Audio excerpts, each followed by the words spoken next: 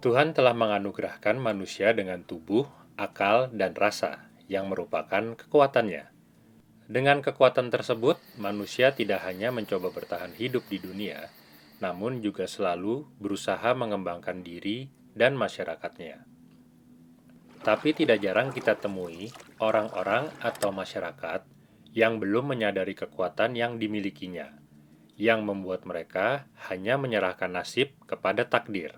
Nah, Asset-Based Community Development mencoba membantu orang-orang dan masyarakat menemukan kembali kekuatannya dan menyadari keagungan insani yang Tuhan anugerahkan kepada dirinya. Bagaimana caranya? Prinsip utama yang harus selalu kita pegang adalah bahwa bahasa akan menciptakan kenyataan hidup. Bahasa adalah alat kita berkomunikasi. Semua hal yang ada di dunia ini diterjemahkan dalam bentuk kata-kata atau bahasa. Jika kita melihat ini, maka kita sepakat bahwa ini adalah rumah. Ini adalah mobil, pohon, dan kuda. Konsep ABCD dijalankan dengan 5 langkah mudah. Yang pertama, discovery. Discovery artinya menemukan kembali kekuatan-kekuatan yang ada di dalam masyarakat yang selama ini tersimpan atau tidak disadari keberadaannya. Menemukan kekuatan yang ada di dalam masyarakat bisa dilakukan dengan saling berbagi cerita, baik cerita yang menyenangkan, yang membanggakan, cerita keberhasilan, maupun cerita tentang hal-hal yang pernah dilakukan. Berbagilah cerita yang bisa membuat setiap orang saling menghargai satu sama lain dan menghargai beragam kekuatan yang mereka miliki sebagai suatu komunitas. Cara ini akan membawa masyarakat pada pola hubungan dan interaksi yang baru, yaitu hubungan yang saling menghargai kekuatan dan saling berbagi. Langkah kedua, dream atau mimpi. Ajaklah masyarakat membayangkan mimpinya, membayangkan apa yang diinginkan. Jangan pernah takut bermimpi, karena banyak hal terjadi di dunia ini berawal dari mimpi.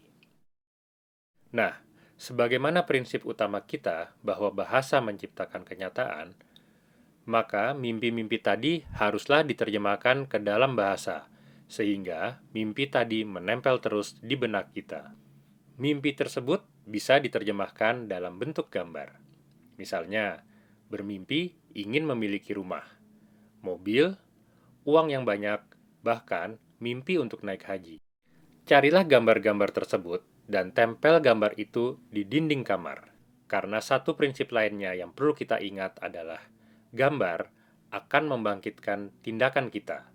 Sehingga setiap kita melihat gambar tersebut, kita akan terpacu dan melakukan langkah-langkah yang membawa kita semakin dekat pada tercapainya mimpi tersebut. Langkah ketiga adalah desain atau merencanakan. Dalam langkah ini perlu merinci unsur-unsur apa saja yang harus ada agar kita bisa mewujudkan mimpi kita. Langkah keempat adalah define atau menentukan. Ketika masyarakat sudah menemukan mimpi bersama mereka, menerjemahkannya, serta merancang secara bersama, maka inilah saatnya masyarakat menggalang kekuatan yang mereka temukan di awal dan menentukan bagaimana menggunakan kekuatan-kekuatan tersebut untuk mewujudkan mimpi mereka. Dengan menyadari kekuatan yang mereka miliki, masyarakat bisa menentukan berbagai langkah baru yang belum pernah mereka lakukan sebelumnya. Langkah terakhir adalah destiny. Destiny adalah suatu langkah di mana masyarakat memastikan bahwa apa yang telah mereka rencanakan benar-benar dilaksanakan. Jika masyarakat benar-benar melaksanakan rencana mereka, maka mimpi yang mereka inginkan akan dapat terwujud.